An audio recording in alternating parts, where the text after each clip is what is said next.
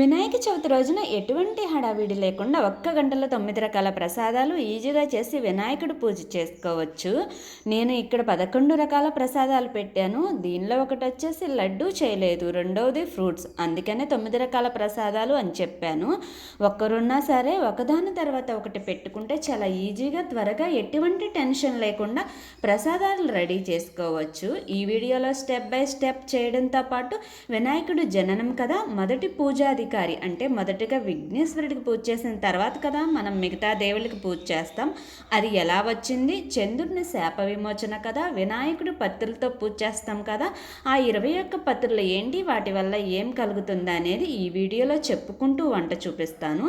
అయితే ప్రసాదాలతో పాటు మనం తినడానికి కొంచెమైనా భోజనం ఉండాల్సిందే, అప్పుడే సంతృప్తిగా ఉంటుంది కదా. మరి ప్రసాదాలతో పాటు మారిటాకు భోజనం ఆ వీడియో ఈ వీడియో కింద లింక్ ఇస్తాను, చూసేయండి. మరి నేను ఇక్కడ టైమర్ పెట్టి స్టార్ట్ చేశాను. ముందుగా ఆవిరి ఉండ్రాళ్ళు కుడుముల కోసం కడాయి పెట్టి 1 స్పూన్ నెయ్యి వేసి పచ్చి కొబ్బరి దోరగా వేయించి పచ్చి శనగపప్పు వేసుకున్నాను.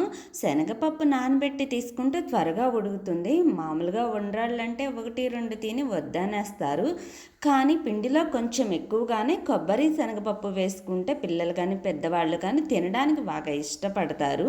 వాటర్ పోసి ఉడుకుతుండగా పక్కన బన్నర్ మీద మోదకాల్లోని స్టఫింగ్ కోసం రెడీ చేసుకుంటున్నాను. వినాయక చవితి హిందూ సాంప్రదాయంలో అత్యంత ముఖ్యమైన పండుగల్లో ఒకటి. ఈ పండుగను భాద్రపద మాసంలో శుక్లపక్ష చతుర్థి రోజున జరుపుకుంటాం కదా. చారిత్రక ప్రాచుర్యం వచ్చేసి పేష్వరాజుల కాలంలో మరాఠా రాజవంశం పూణే మహారాష్ట్రలో ఈ పండుగను జనసమూహ పండుగగా నిర్వహించారు.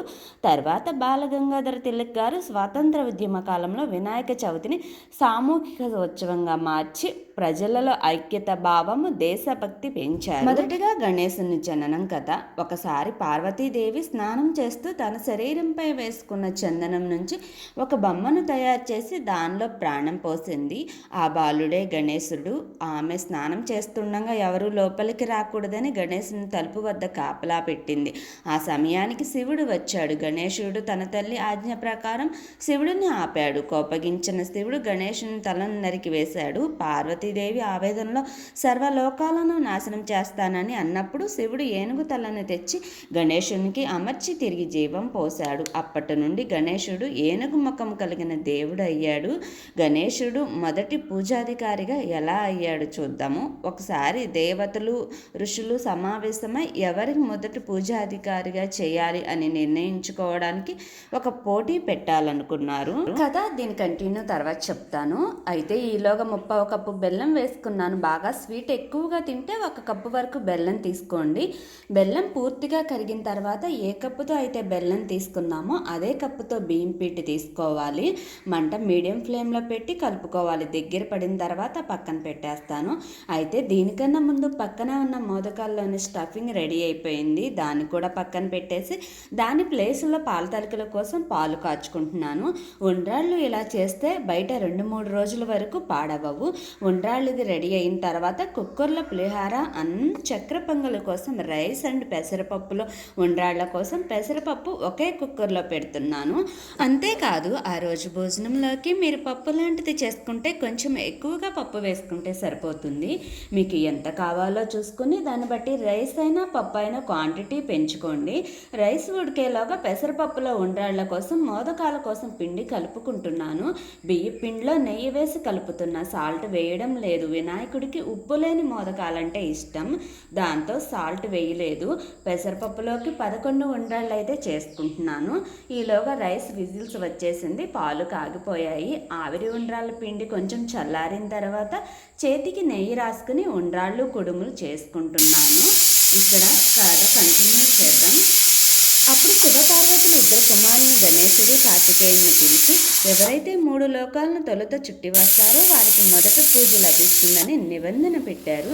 కార్తికేయుడు తన వాహనమైన మయూరంపై ఎక్కి ప్రపంచాన్ని చుట్టడానికి బయలుదేరాడు. గణేశుడు తన వాహనమైన మూషికం మీద కూర్చుని ఆలోచించాడు. తన వాహనం మూషికం కావడంతో శీఘ్రంగా వెళ్ళలేడు. అప్పుడు ఆయన చిత్రతతో తన తల్లిదండ్రులు శివపార్వతులను చుట్టి 3 సార్లు ప్రదక్షిణం చేశాడు. మాతాపితలు అన్ని విధాల లోకాలను సమానము. నాకు నా తల్లిదండ్రులే జగత్తు, వారిని ప్రదక్షిణం చేయడం అంటే ప్రపంచాన్ని ప్రదక్షిణం చేసినట్టే అని అన్నాడు గణేశుడు. అలా చెప్పిన గణేశుడిని విజేతగా ప్రకటించారు. ఆ రోజు నుండి గణేశుడికి మొదట పూజాధికారం లభించింది. ఇక్కడ మొత్తం పెద్ద సైజు 5 ఉండ్రాళ్ళు 3 చొప్పున 2 రకాల కుడుములు వచ్చాయి. దీని తర్వాత పాల తలికల కోసం సగ్గుబియ్యం కడిగి పెట్టుకున్న సగ్గుబియ్యం ఉడికిన వెంటనే తలికలు వేసుకున్నాను. ఇక్కడ వరకైతే హాఫ్ టైం 31 మినిట్స్ అయ్యింది. అవి ఉడికేలోగా మోదకాలు కూడా ప్రిపేర్ చేసుకుంటున్నా. అయితే కొబ్బరి కానీ బెల్లం కానీ ముందుగానే తురుము ఉంచుకోవడం, పప్పులు కడిగి నానబెట్టుకోవడం వల్ల కొంచెం టైం ఇలా సేవ్ అవుతుంది, త్వరగా చేసుకోగలుగుతామన్నమాట. ఇక్కడ డ్రై ఫ్రూట్స్ పౌడర్ వేసుకుని కూడా మోదకాలు చేసుకోవచ్చు. నేను అవి ఇవి ప్రిపేర్ చేస్తున్నాను. ఈలోగా సింధూర గణేశుని కథ విందాం. ఒకసారి పార్వతీదేవి తన శరీరంపై వేసుకున్న చందనపు లేపనం నుండి గణేశుని సృష్టించింది కదా, అందుకే ఆయన్ని సింధూర గణేశుడు అని కూడా అంటారు. ఈ రూపంలో గణేశుడిని ఆరాధిస్తే సకల సౌభాగ్యాలు విజయాలు సిద్ధిస్తాయని పురాణాలు చెప్తున్నాయి. అయితే వినాయకుడి పూజలో 21 పత్రులు పెడతారు కదా, ఒకసారి అవేంటో చూద్దాము. తెలియని వాళ్ళ కోసం ఒక్కో ఆకు ఒక్కో శక్తి రక్షణ శుభాన్ని సూచిస్తాయి. ఫస్ట్ది మాచుపత్రి, అన్ని దోషాలను తొలగించి శుభం ఇస్తుంది. రెండవది బ్రహ్మపత్రి, బుద్ధి జ్ఞానం పెంచుతుంది. మూడవది దూర్వగడ్డి, గరిక, శాంతి చల్లదనం ఆరోగ్యాన్ని ఇస్తుంది. బిల్వపత్రి నాలుగవది ఐశ్వర్యం పవిత్రత. ఐదవది దాడిమపత్రి అంటే దానిమ్మ, శక్తి ఆయురారోగ్యం. ఆరవది దుర్విపత్రి, మనశ్శాంతి సౌఖ్యం. ఏడవది భృంగరాజపత్రి, ఆరోగ్యక్షేమం. ఎనిమిదవది కర్వపత్రి, రోగ నివారణ. తొమ్మిదవది ఆర్కపత్రి, శక్తి దుష్టశక్తి నివారణ.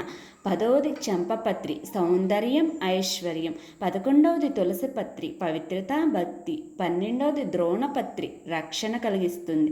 13వది సమ్మిపత్రి, విఘ్నాలను తొలగిస్తుంది. 14వది పలసపత్రి, విజయాన్ని ఇస్తుంది. 15వది అశ్వత్థత పత్రి, దీర్ఘాయుష్యు. 16వది మారువపత్రి, చెడు దృష్టి నివారణ. 17వది కరంజపత్రి, శక్తి సాహసం. 18వది వేపపత్రి, రోగ నివారణ శుద్ధి. 19వది జామపత్రి, శక్తి ఉత్సాహం. 20వది ఆకుపత్రి, గుమ్మడి ఆకులు, సౌభాగ్యం. 21 దూర్వపత్రి, పునఃసమర్పణలో ప్రత్యేకం. ఇది మోదకాలు ప్రిపేర్ చేయడం అయిపోయింది. ఈలోగా తాలికలు ఉడికిపోయాయి. వాటిలో బెల్లం, కాచిన పాలు, యాలకుల పొడి వేసి కలుపుకున్న తర్వాత ఒక 5 మినిట్స్ ఉంచితే అది కూడా రెడీ అయిపోయింది. ఉండ్రాళ్ళు కుడుములు ఆవిరి పెట్టడానికి ఇడ్లీ పాత్ర తీసుకుని ఇడ్లీ రేకులకి నెయ్యి రాసి ఉండ్రాళ్ళు కుడుములు పెసరపప్పులో ఉండ్రాళ్ళు మోదకాలు అన్నీ ఒకసారి పెట్టుకున్నాను. 15 నిమిషాలు స్టీమ్ చేసుకుంటే సరిపోతుంది. రైస్ కుక్కర్లో పప్పుని సెపరేట్ చేశాను. కొంచెం పెసరపప్పు అన్నం పైకి పడింది కదా, దాన్ని చక్కెర పొంగలు ప్రిపేర్ చేసుకుంటా. పప్పు వేరే గిన్నెలో తీసుకుని పక్కన పెట్టుకుని కొంచెం అన్నం పులిహార కోసం తీసుకుని పెట్టుకున్నాను. పులిహార పోపు అయ్యేలోగా అన్నం చల్లారిపోతుంది కదా, పులిహార కోసం పోపు పెట్టుకుని ముందుగా రెడీ చేసి పెట్టుకున్న చింతపండు గుజ్జుని పోపులో వేసుకుని దాన్ని కొంచెం సాల్ట్ పసుపు వేసుకుని బాగా దగ్గర పడేంత వరకు ఉంచుకుంటాను. ఉండ్రాళ్ళు పులిహార పోపు రెడీ అయ్యేలోగా గారెల కోసం మినపప్పు మిక్సీ పట్టుకున్న దానిలో పచ్చిమిర్చి సాల్ట్ వేసాను, అంతే. చంద్రమున శాప విమోచన కథ. ఒకసారి వినాయక చవితి రోజు గణేష్ని పూజలు చేసుకుని మోదకాలు బాగా తిన్నాడు. తర్వాత తన వాహనం మూషికంపై కూర్చుని వెళ్తుండగా మూషికం పామును చూసి భయంతో పడిపోయింది. అప్పుడు గణేశుడు కూడా నేలపై పడిపోయాడు. అతని పొట్టలోని మోదకాలన్నీ చెల్లా చెదురయ్యాయి. ఆ దృశ్యం చూసి చంద్రుడు గణేష్ని హేళన చేస్తూ పరిహాసం చేస్తూ నవ్వాడు. కోపగించిన గణేశుడు చంద్రుని శపించి ఇక నుండి నిన్ను చూసిన వారికి అపవాదం కలుగుతుందన్నాడు. దాంతో చంద్రుడు క్షమాపణ కోరాడు. చివరికి గణేష్ శాపాన్ని తగ్గించి వినాయక చవితి రోజున ఎవరైతే నిన్ను చూస్తే వారికి అపవాదం అవమానం కలుగుతుంది. అయితే శ్రీకృష్ణుడు చేసిన శమనం కథనం చదివితే లేదా వింటే ఆ దోషం పోతుంది అన్నాడు. వినాయక చవితి రోజున చంద్రుడిని చూడకూడదని అప్పటి నుంచి నియమం వచ్చింది. మినపప్పు మిక్సీ పట్టేలాగా చింతపండు పోపు అయితే రెడీ అయిపోయింది. దాన్ని తీసేసి గారెలు వేయడానికి కడాయి పెట్టాను. పెసరపప్పులో బెల్లం వేసి కరిగిన తర్వాత వాటర్ పోసి అది ఉడుకుతుండగా గారెలు వేసుకున్నా. తర్వాత ఉడుకుతున్న పెసరపప్పులో ఆవిరి పెట్టిన చిన్న ఉండ్రాళ్ళు 11 ఉండ్రాళ్ళు వేసి 5 మినిట్స్ ఉంచి కొంచెం యాలకుల పొడి యాడ్ చేస్తే అది కూడా రెడీ అయిపోతుంది. గారెలు వేసుకున్న కడాయిలో ఆయిల్ మొత్తం తీసేసి 1 స్పూన్ ఆయిల్ మాత్రం ఉంచి పోపు వేసుకుని శనగలు వేసి 10 మినిట్స్ శనగలు మగ్గనిస్తే ఇవి కూడా రెడీ అయిపోతాయి. ఈలోగా అన్నం చింతపండు రెండు చల్లారిపోయాయి. ఇంకా పోపు కలిపేస్తే పులిహార రెడీ. లాస్ట్న ఇవన్నీ అయిన తర్వాత ఒక 2 మినిట్స్లో పాల తలికల్లోకి జీడిపప్పు వేయించి కలుపుకున్నాను. ఇలా ఒక్కరం ఉన్నా సరే ప్రసాదాలు చేసి పెట్టుకోవచ్చు. 11 ప్రసాదాలు అనే కాదు, 5, 7, 9, 11 అలాగా మనకు తోచినవన్నీ. అయినా ఇలా చేసి పెట్టుకుంటే ఎన్ని ప్రసాదాలైనా ఈజీగా చేసేయవచ్చు.